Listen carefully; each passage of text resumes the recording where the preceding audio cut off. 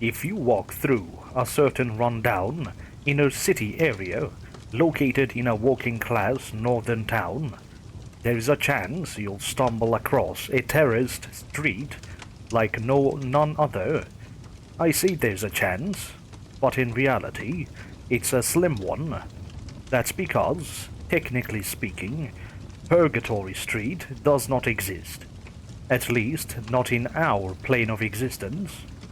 You won't find it on any maps, and none of the locals will speak about it with outsiders. There are only whispers of its existence in the back rooms of working men's clubs, bingo halls, and greasy spoon cafes. It's taken on a life of its own, however, becoming an urban legend across the towns and cities of the north, with rumors eventually reaching people like me through obscure internet forums. I regard myself as an amateur urban explorer and paranormal investigator. Most of my family and friends say I have too much time on my hands, and I'm wasting my life chasing after ghosts and ghouls in abandoned buildings and dark country lanes. And after years of dead ends and disappointments, there were times I thought of giving up my unusual hobby. But then I walked the street and my life changed forever. I would like to say there's some set rules or magic formula you can follow to visit the street. If there is such a way, nobody's ever been able to identify it. In the real world, the location is wasteland, a gravel-covered empty lot plagued with weeds, rats, and assorted rubbish. It's unclear who owns the land. The council has nothing to do with the site, and no private developer has ever tried to build on it. When you ask the local residents about the land, you'll receive a stony response.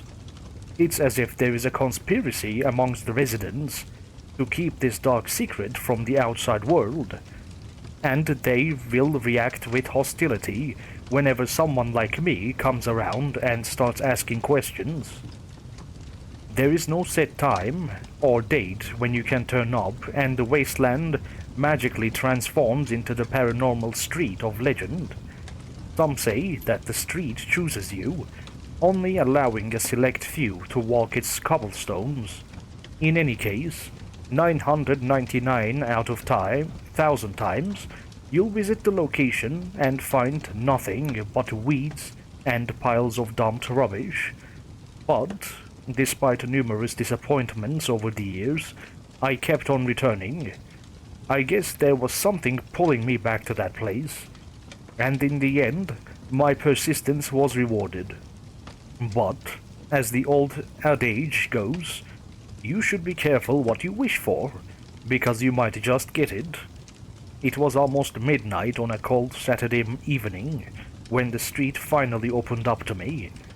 I almost didn't go that night as I was exhausted after working a double shift in my day job, but I still braved the elements and dragged myself out to the site. And when I saw it, my heart almost jumped out of my chest.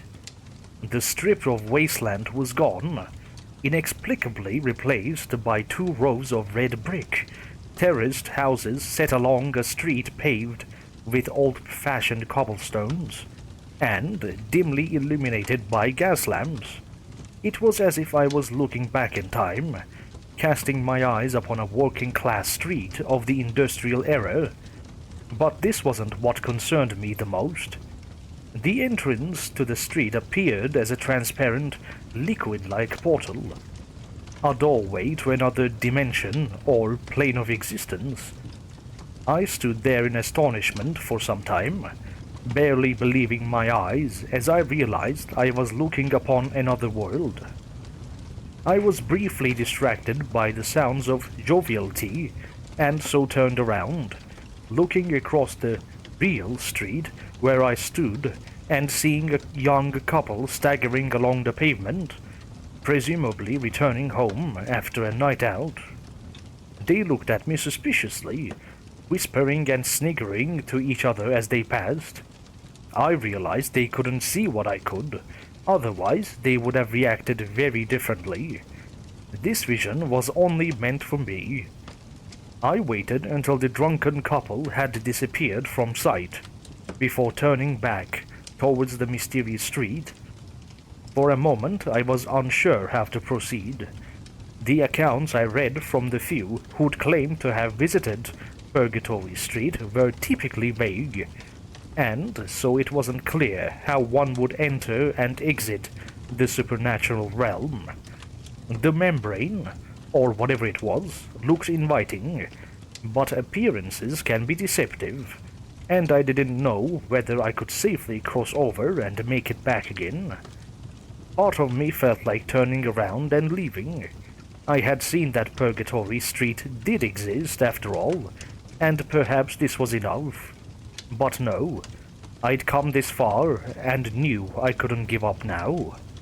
So I took a deep breath and stepped forward, cautiously lifting my arm and putting my hand through the membrane, watching in astonishment as the surface rippled like a pond of water broken by a dropped pebble. I saw my hand on the other side, relieved that it was still connected to my body. Reassured, I continued to walk, submerging my entire form in the liquid membrane.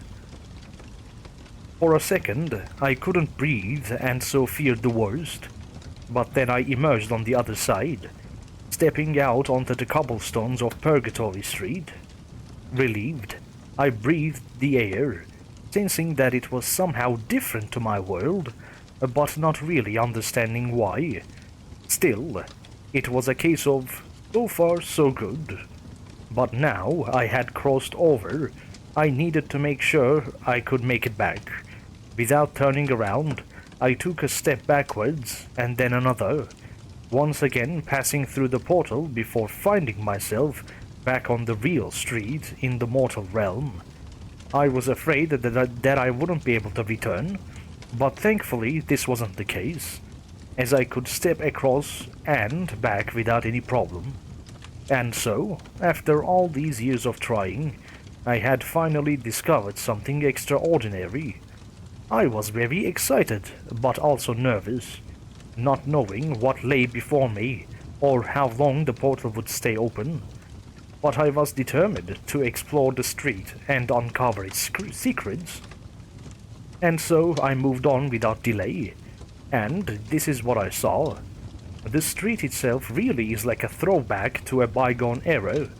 It's difficult to place it precisely in the historical context, as there are a number of anachronisms.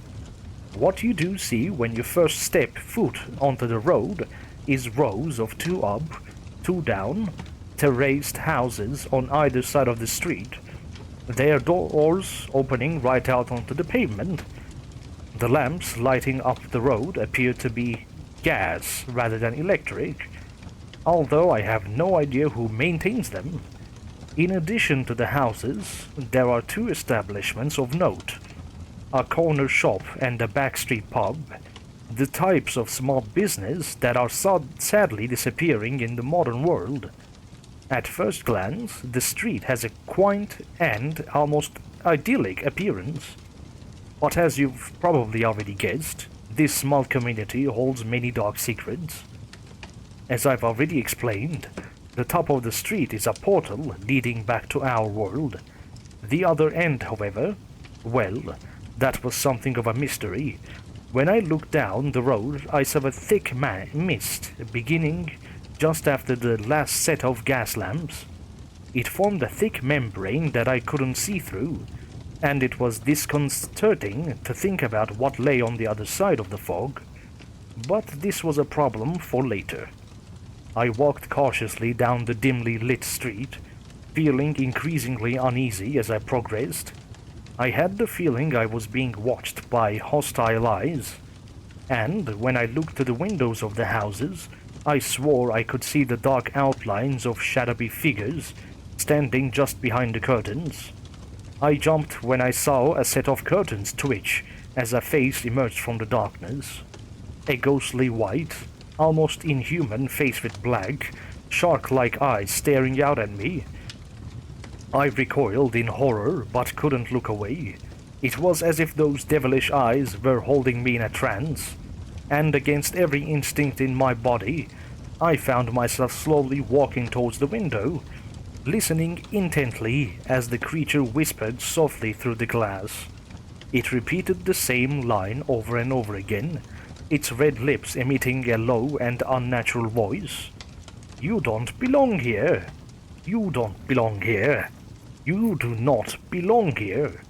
It screamed so loudly the third time that I fell backwards onto the cobbles, landing heavily as the creature cackled cruelly at my misfortune. I glanced at the portal entrance and for a moment considered fleeing back to my own world, but I didn't. In the tales I'd heard and read, paranormal realms such as these were often protected by a harbinger, a supernatural entity tasked with scaring off visitors from the mortal world. They would go out of their way to frighten the likes of me, but the stories say they can't do us any physical harm. I hoped the accounts were correct and summoned the courage to stand up and face the beast.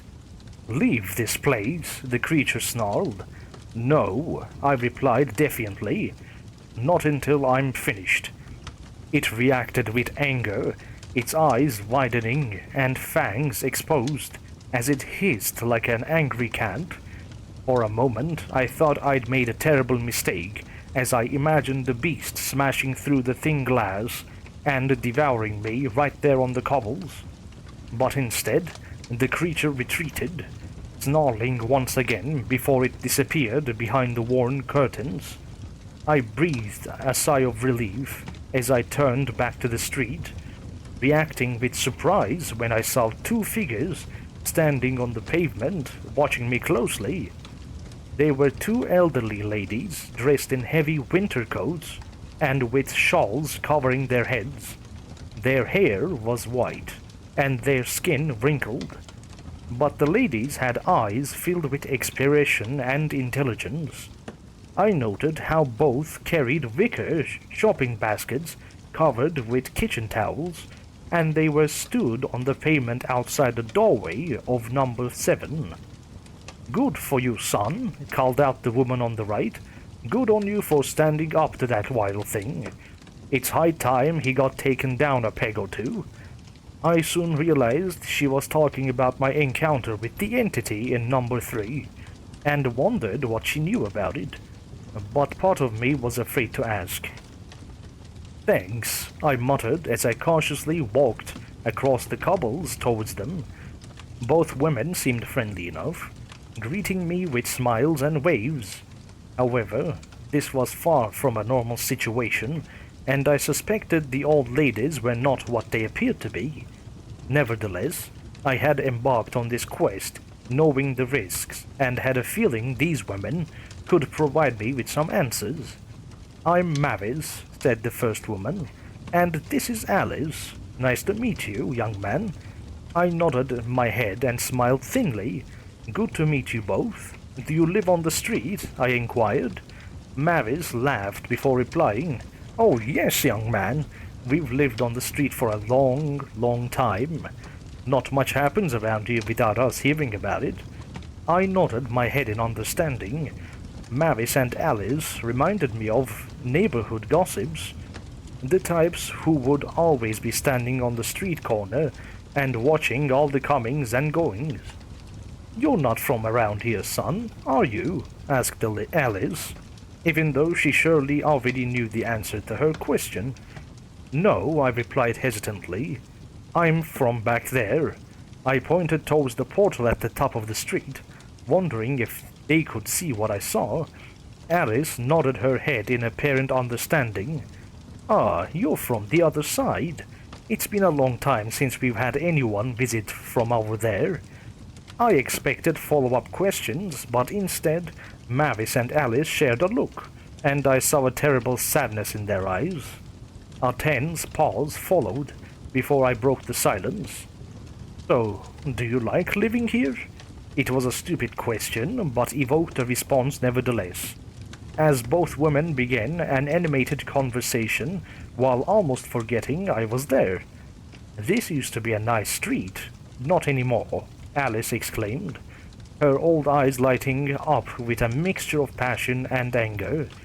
"There was a time you could leave your doors unlocked and walk alone after dark. No longer, I'm afraid." "Oh yes," Mavis agreed whilst nodding her head. "It's all gone to hell. That Mr. Smith in number 13, you know he beats his wife and kids after he's been on the drink." "Shameful," her friend answered. "And that's not the half of it. What about Sally in the pub? Don't get me wrong. It's a terrible tragedy what happened to her, but now she's really lost the plot." "You're right there. And what about Mr. Rashid? He used to run a respectable business. But there's something very strange about that man. I won't be patronizing his shop again, let me tell you." "Me neither. And don't get me started on that young hoodlum from number 33. They're calling him Billy the Kid these days. Did you know that? God help us. He's watched too many of those damned Western films, I suppose. No discipline in that household. They let him run wild, terrorizing the whole street. Where is it going to end?" My tired brain was nearly fried with this deluge of information. I wanted to ask for more clarification about the street and its residents, but fate intervened. I saw the projectile out of the corner of my eye, ducking instinctively as it missed my head by mere inches. Next, I heard glass shattering against the cobblestones. I looked around and saw a young boy of about 11 or 12 wearing shorts, a ruffled shirt, a peaked cap, and with a thick scarf tied around his neck. There was a wickedness in his eyes as he laughed cruelly, although I suspected he was disappointed that the bottle he'd thrown missed its mark. Mavis waved her fist at the boy and shouted in anger, crying, "Damn you, Billy, you're a bloody menace." Alice calmed her friend down, placing a firm hand on her arm before saying, "Come on now, Mavis, let's get indoors before it gets worse." And with that, they escaped into number 7, slamming the door shut behind them and leaving me alone on the pavement.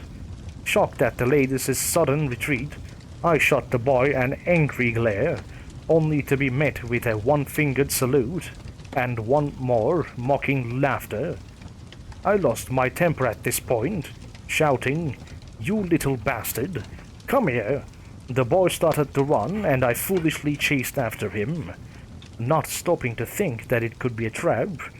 I saw him darting into a doorway and disappearing from sight. I followed, only briefly looking up to read the sign hanging above the door, which read, "Mr. Rashid's Newsagents and Grocers," and I noted the miniature flags, newspapers, and stacked cans displayed in the shop's window. I entered through the door and scanned the shop's interior, frantically searching for the boy but not finding him. But by this time, Billy the Kid was the least of my concerns. There was something very wrong with this corner shop that quickly became apparent to me. The first thing that hit me was the awful smell, one of rot and decay. It was so bad that I almost retched, and then I realized I was being watched. I slowly turned around and saw a man who I guessed was Mr. Rashid, a middle-aged, bearded fellow of South Asian descent. He had a wide, unnatural grin, which seemed to be painted onto his face. This was disconcerting, but what really concerned me was the striped apron he wore over his clothes, which I noted was covered in bloodstains. But Mr. Rashid ran a grocery shop, not a butcher's. The shop owner greeted me amicably, at least on the surface, although I could tell there was a sinister undertone to his words. "Good evening, sir. Welcome to my humble store, and how may I help you today?" His greeting took me off guard, and for a moment I struggled to find the words to respond. I saw a young boy running in here. He threw a bottle at me on the street. Did you see him come through here?" Mr. Rashid shook his head, his smile never faltering as he answered, "Goodness gracious! No, sir. We don't allow troublemakers in this establishment. But, since you're here, why not take a gander at our fresh produce and see if there's anything that catches your eye? I guarantee we have the best prices in town." I almost laughed as I looked around the store's interior, soon realizing why it smelled so bad in here. Far from being fresh, Mr. Rashid's stock was in a state of decay. The fruit and vegetables brown and rotten, and the milk sour and curdled. In fact, the entire shop interior was in complete disarray, with the ancient newspapers yellow and crumbling, and the labelless cans dented or smashed open. Amazingly, Mr. Rashid seemed totally oblivious to the mess, smell and general chaos as he continued to stand behind the till with that inane grin on his lips. But I sensed there was worse to come, a terrible secret yet to be revealed. The stench grew worse as I walked down the aisle and towards the back of the store. I spotted an ancient white refrigerator, which I guessed was out of order, because my nostrils were hit by the new odor of rotting meat as I approached it. I turned to see Mr. Rashid watching me, a nervousness now evident behind his otherwise amicable expression. "What's inside here?" I asked hesitantly. The shop owner's smile faltered for the first time as he answered, "Take a look inside if you so wish." I didn't want to open that fridge door. Not really. But I felt compelled to do so. Reaching out with a shaking hand, I slowly turned the cold metal handle and pulled the door open, recoiling in horror at what I saw. The shelves inside were packed with rotting meat, the fridge's mechanisms broken, and the meat infested with maggots and black flies. But, as disgusting as the sight and smell was, this was not the reason for my horror and revulsion, because, stacked on the shelves were arms, legs, internal organs and a human head, its eyes missing from their sockets, and its mouth open and full of wriggling maggots. I retched, retreating in utter disgust, as I turned away from the revolting scene, and I glared back at Mr. Rashid, whose face was now filled with guilt and shame. I continued to stare at him in disbelief, remaining silent as he started at his confession. "You have to believe me. I'm not a murderer. I never meant for this to happen." He wiped the sweat off his brow before continuing. "I came to this country with good intentions, to start a business and raise enough money to bring my family over. But the pressures, the loneliness, it was too much for me." He pointed angrily towards the dismembered corpse in the fridge. "This man broke into my shop late one night. I caught him in the act stealing from my till. We fought and I guess my anger got the better of me." He lowered his head, no longer able to meet my eye.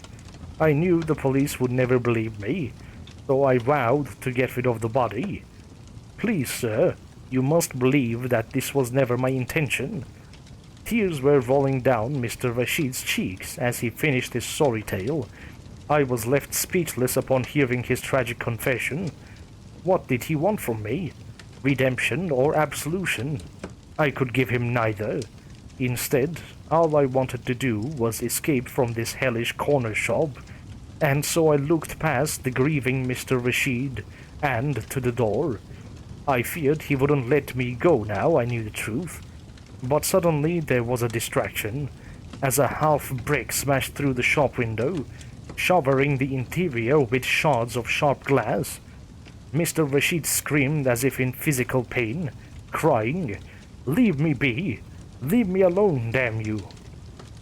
I took the opportunity given to me, running for the door and darting back onto the street, leaving the stench and death behind me. I found Billy there waiting for me, soon realizing that he'd thrown the brick that had smashed Mr. Rashid's window. The kid continued to mock me as he ran down the cobblestones.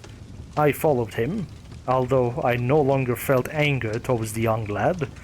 His break attack had allowed me to escape from Mr. Rashid's shop, and I now wondered whether he was guiding me down the street, acting like some kind of cross between a hooligan and ferryman. In any event, I decided to keep on following the boy, even though I feared where he would lead me. I watched as the lad dashed into a doorway halfway down the street, but I paused before entering, seeing the sign above the door which read, "The Bucket of Blood." The windows were frosted, and the swing door closed as the boy disappeared inside. I soon realized that, despite its unappealing name, this establishment served as the local public house, a backstreet boozer of the sort you used to find all over working-class areas. Based on my experiences thus far, I didn't know what to expect when I entered the pub. As soon as the door swung open, I was hit by the smell of tobacco, smoke, and stale alcohol. Not the most inviting of aromas, but certainly an improvement on the rot and decay in the corner shop. At first glance, the pub's interior was surprisingly ordinary, adorned with wooden fittings, neat little booths, and with a bar stacked with labelless bottles of liquor and beer pumps. The walls were decorated with old black and white photographs of dour-faced workers and their families, and all seemed to stare down at me in a somewhat sinister fashion.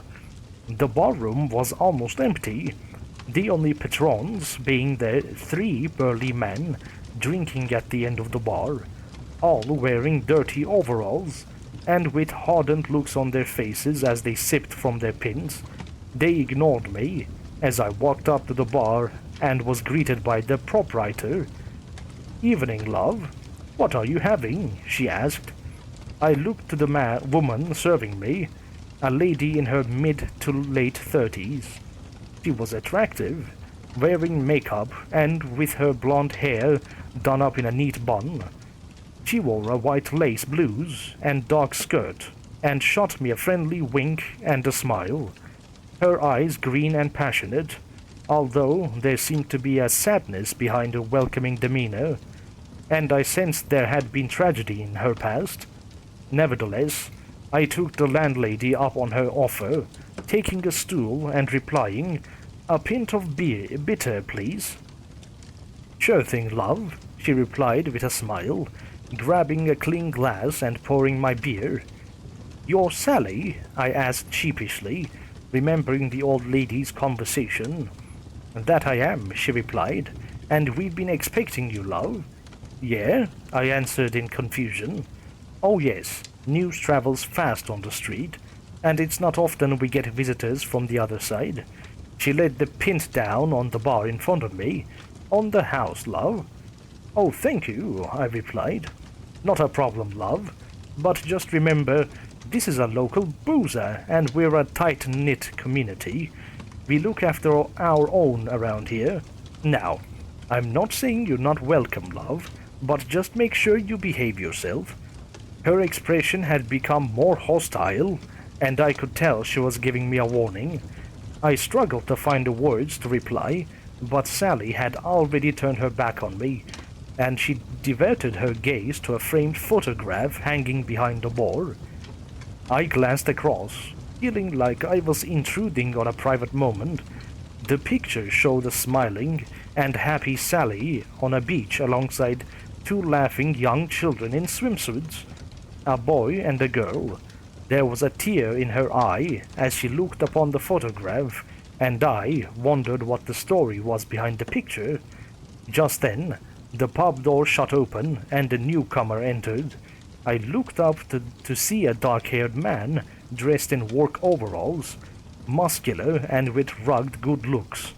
He grinned as he approached the bar, exerting an arrogance as he swaggered up to his stool and put in his order. "Evening, Sally, my darling. My usual, please." The landlady shot him a look that could kill before responding. "All right, Neil. I don't want any trouble tonight. Do you hear me?" Neil simply shrugged his shoulders, shooting Sally a wink as he said, "You know me, darling. I'll be as good as gold." Sally snorted, but poured him his pint nevertheless. I was getting some bad vibes of this bloke, and tried to avoid his eye, but Neil looked over at me and started a conversation. "Hello, mate. Neil Smith is my name. You must be this fellow from the other side we've all heard so much about." "Yeah, that's me," I confirmed, wondering how every person, spirit or entity on the street knew all about me. "Welcome to the neighborhood, my friend. Although I've got to warn you, it's bloody dead around here." He laughed boisterously at his own joke while I smiled awkwardly. Next, Neil glanced across at Sally, who was once again staring at the family photo behind the bar. "Still living in the past, Sally," he sneered. "About time you moved on, I reckon." The landlady shot him a furious look and spat out her angry rebuttal. "Go to hell, Smith." She retreated to the back room and Neil smirked cruelly. "Are those her children?" I asked, pointing up at the photograph. "They were," Neil replied. "The poor blighters died in a fire." "Jesus!" I swore, suddenly gaining some understanding of the landlady's pain. "Aye, it was a tragedy, all right," said Neil, shaking his head. "I have kids myself, you know. It would be terrible to lose them like that. Still, you should see what old Sally did to the lad who set the blaze. She got justice for the wee ones. Don't worry about that." He laughed again as he took a gulp from his pint. I saw a sore expression come across his face as he stared at his glass. "How's your pint?" he asked. "Fine," I answered in confusion, although in truth I hadn't touched my drink. "Nah, mate, the bear is off. I'm sick of this piss water. I work hard all day to provide for my family, and this is what I get. Sally!" I was shocked at how angry Neil had become as he descended into a furious tirade over something as trivial as a pint of beer. The landlady stormed out of the back room, meeting her aggressive customer head-on. "What is it now, Smith? The pint is off. I want a new one. There is nothing wrong with my beer. Quit complaining." Neil slammed his pint down heavily on the wooden bar, spilling about a third of it liquid, and he snarled his next words through clenched teeth. "Get me a new pint, you bloody bitch." I gasped, astonished at how fast this had escalated, but I watched on as a stone-faced Sally lifted up the pint glass, calmly lifting it above the sitting Neil and emptying the contents over his head. Once Neil recovered from his shock, he launched himself across the bar, reaching out to grab Sally's throat. I jumped up from my stool, thinking I had to intervene, but a moment later, Neil was grabbed roughly by the trio of drinkers, who'd suddenly jumped up from their seats, and the men started beating the living crap out of Neil, punching and kicking him without mercy as his blood and teeth spilled onto the wood floor. Neil screamed as the men dragged him to the back door of the boozer, and Sally cried, "Get that bastard out of my pub!" I was horrified by the sudden descent into violence, but worse was to come, as a moment later the glass window at the front of the pub shattered, and a firebomb was thrown inside, smashing onto the wooden bar and instantly setting it alight. "Oh dear God, no! Not again!" Sally screamed, as sheer terror overcame her. Soon the fire spread, and the barroom was filled with smoke. I stayed low, coughing profusely as the smoke entered my lungs, but somehow making it to the door and back out onto the street. And of course, Billy was there waiting for me, but for once he was not mocking or laughing. Instead, he looked incredibly guilty as he watched the fire take hold. He saw me and fled, and I quickly followed, watching as he disappeared into yet another open doorway. I looked to the house number and saw it was number 13. Not a good omen. I stood for a moment on the pavement before a large figure emerged from inside to greet me, and to my surprise it was a face I recognized. Neil Smith darkened the doorway, his previous charm gone as he cast me a disparaging look. I'd just seen him beaten half to death, but now he didn't have a mark on him. What's more, he didn't mention anything about our previous encounter only minutes before, although he did appear to recognize me. "Here you are, then," he said without enthusiasm, barely concealing the hostility in his voice.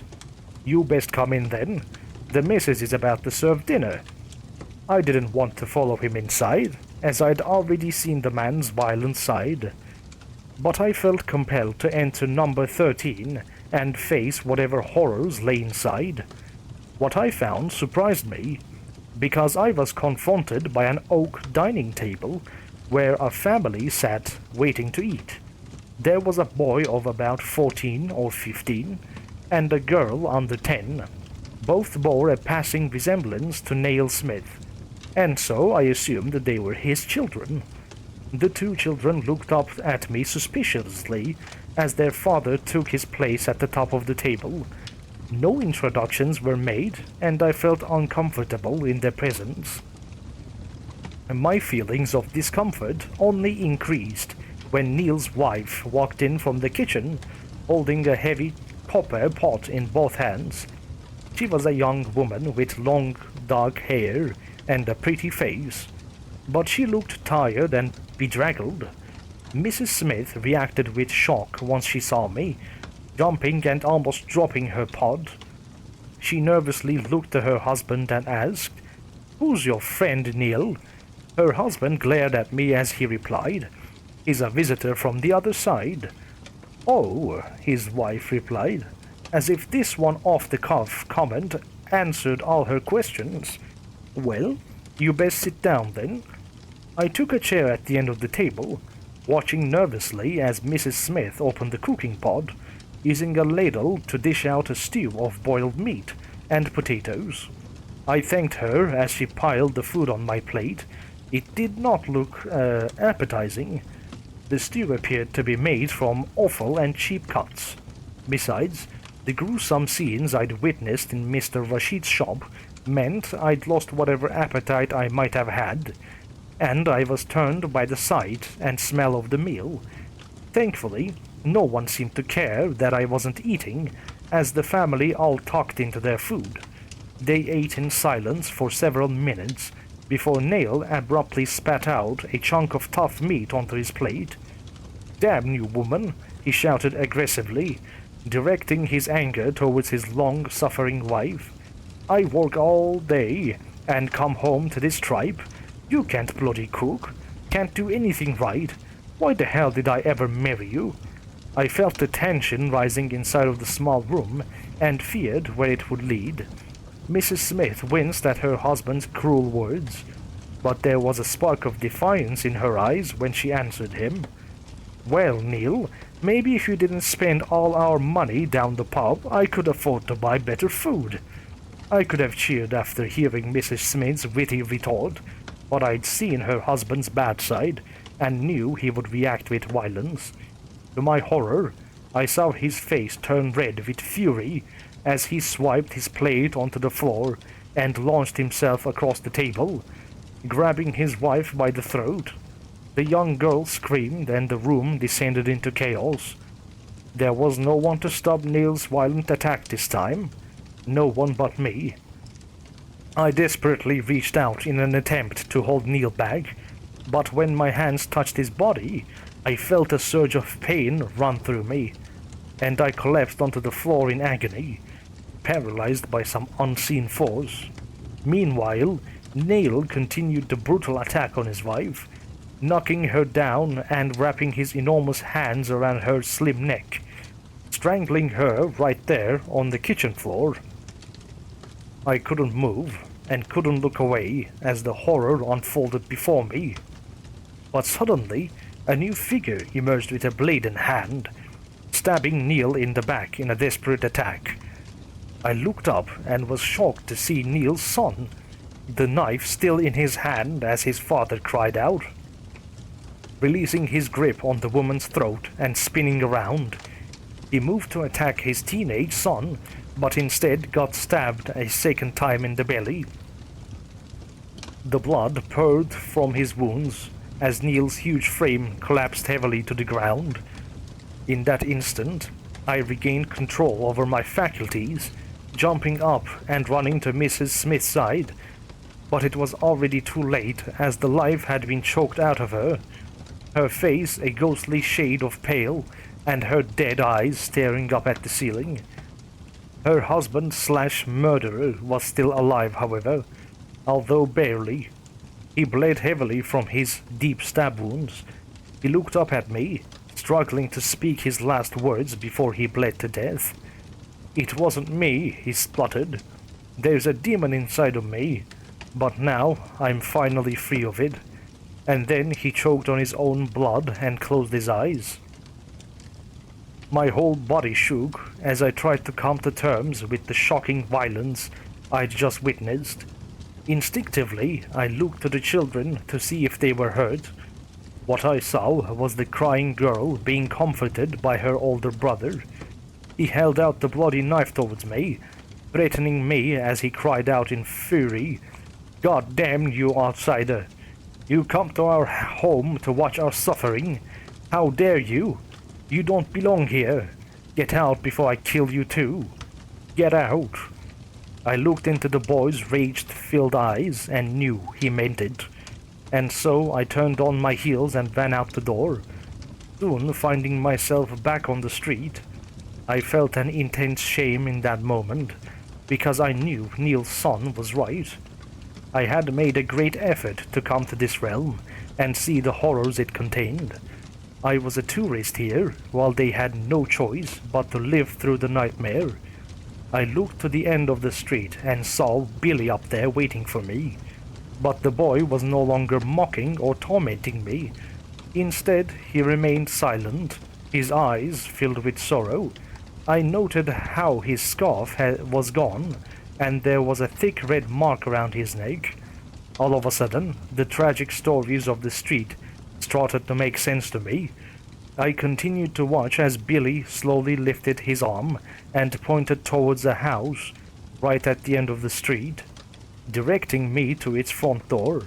Despite all the horrors I'd already witnessed, I somehow knew I needed to see whatever was inside, and hopefully find some answers to this mystery. And so I cautiously walked forward, avoiding the wall of thick fog and Billy's dead eyes as I passed him and made my way to the house.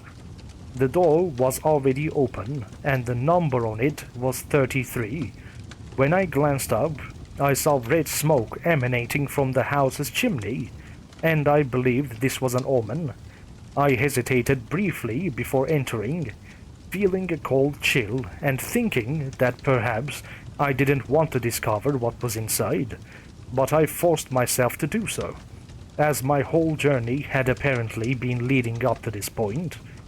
I walked into yet another small, terraced house decorated like it was straight out of the 1940s, and proceeded to the tiny living room, where an elderly man with white hair and a long, disheveled beard sat in front of a roaring fire, its heat warming up the small room.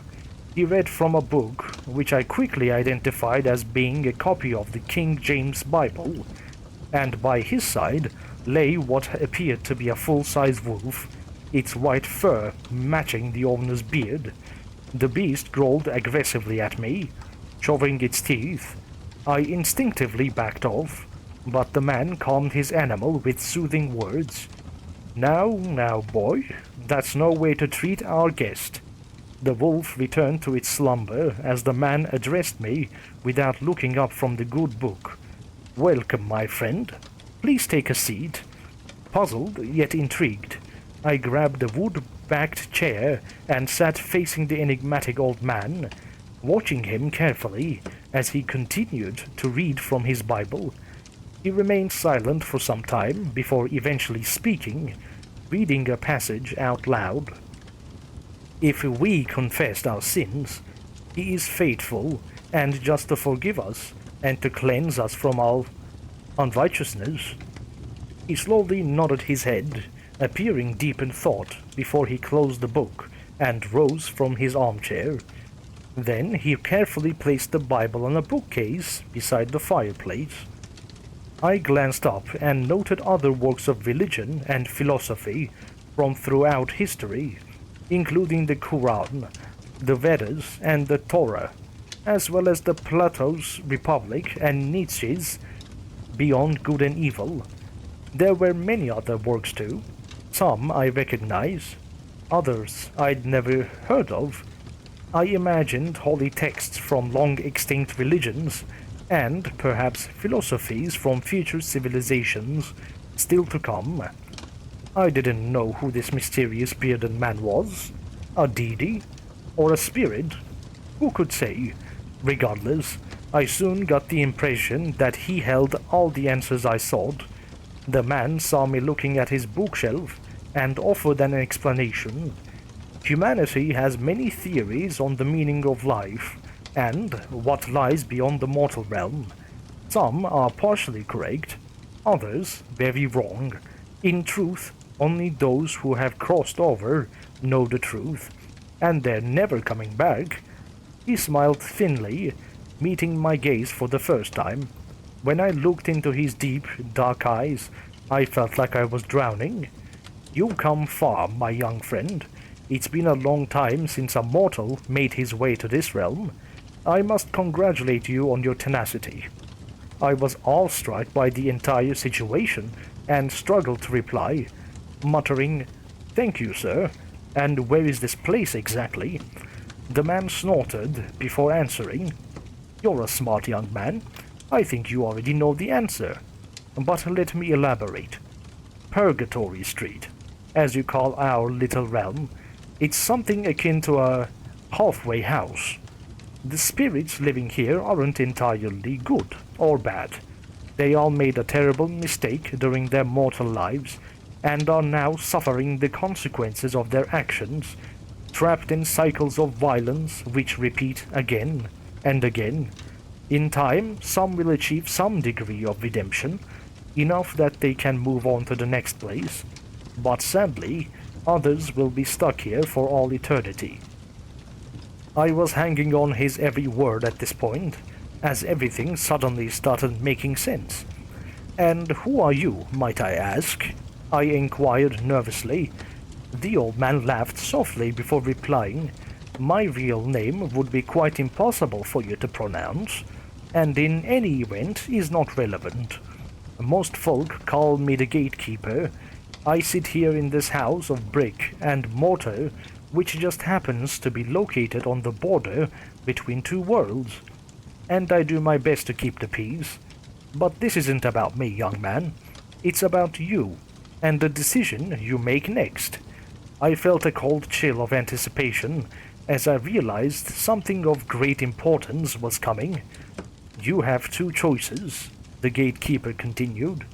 "You can turn around and go back the way you came, returning to your own realm. Or what?" I prompted impatiently. "Or you can keep on walking, through the wall of fog and onto the next realm." I experienced a further surge of emotions in that moment, thinking my whole life had been leading up to this. "What's over there?" I asked. I couldn't possibly describe it in words you could understand. The visions of the next world are something you must see with your own eyes. If you cross over, you will experience wonders far beyond your human comprehension. But there is a catch. If you choose to go over to the immortal realm, you can never come back. You will be leaving the mortal world forever." I gasped in dismay, shocked by the implications of what I'd just been told. "What should I do?" I whimpered, no longer feeling confident with my choices. "I cannot make this decision for you, young man. You must decide quickly, as this realm will shift in time and space before the sun rises. Now, I'm afraid I must ask you to leave." Suddenly, the atmosphere inside the living room became hostile. As the fire crackled and the wolf growled at me, I felt unsafe, slowly backing out of the room as the bearded man shot me a parting glare.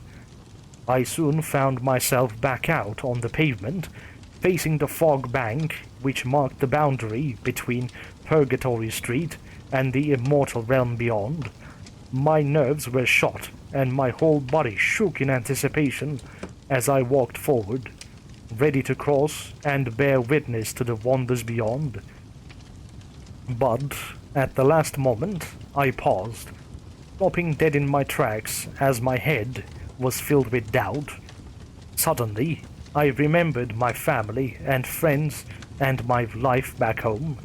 It wasn't perfect, but it was what I knew, while the other side was a great unknown.